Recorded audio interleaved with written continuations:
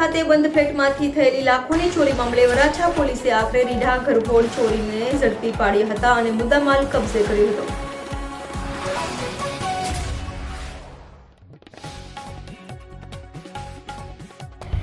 Varachha police પાસેથી મળતી માહિતી મુજબ ગત 3 સપ્ટેમ્બરના રોજ વરાછા પોલીસ મથકની હદમાં જૂની બોમ્બે માર્કેટ પાસે ગુજરાત હાઉસિંગ બોર્ડ ખાતેના મકાનમાં રહેતા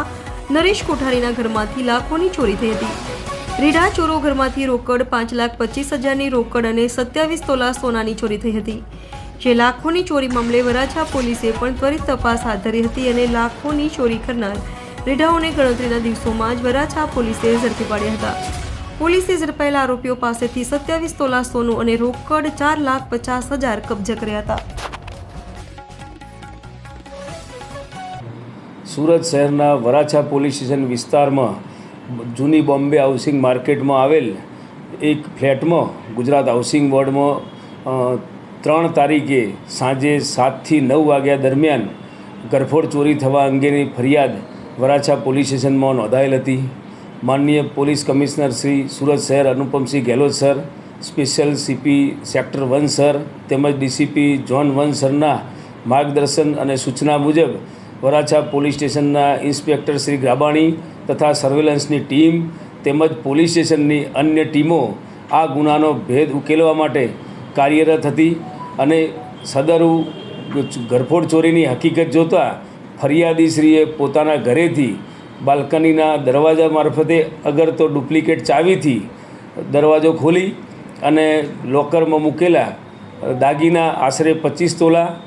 તેમજ રૂપિયા 5,25,000 રોકડાની ચોરી અંગેની ફરિયાદ નોંધાવેલ હતી। વરાછા પોલીસ સ્ટેશનની ટીમે હ્યુમન ઇન્ટેલિજન્સ તેમજ ટેકનિકલ ઇન્ટેલિજન્સના આધારે આ ગુનાનો ભેદ ઉકેલી કાઢેલ છે અને આ ગુનાના કામે ઘરફોડ ચોરી કરનાર ઈસમ રમેશ હીરાલાલ જૈન નાઓને ધરપકડ કરેલ છે અને મજકૂર આરોપીએ ફરિયાદીના ઘરેથી ડુપ્લિકેટ ચાવી બનાવી અને રૂપિયા 4,50,000 રોકડા તેમજ 259 ગ્રામ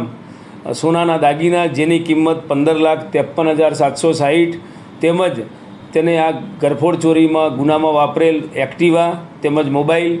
આમ તમામ મુદ્દામાલ વરાછા પોલીસે હસ્તગત કરેલ છે। આરોપીનો ગુનાહિત ઇતિહાસ જોતાં અગાઉ 2007ની અંદર અગાઉ ચોરીમાં પકડાયેલ હતો અને હાલના ફરિયાદી સાથે કૌટુંબિક મામાનો સંબંધ થતો હોય અવારનવાર તેના ઘરે આવવા જવાનું હોય 2 થી 3 વાર મુલાકાત લીધેલી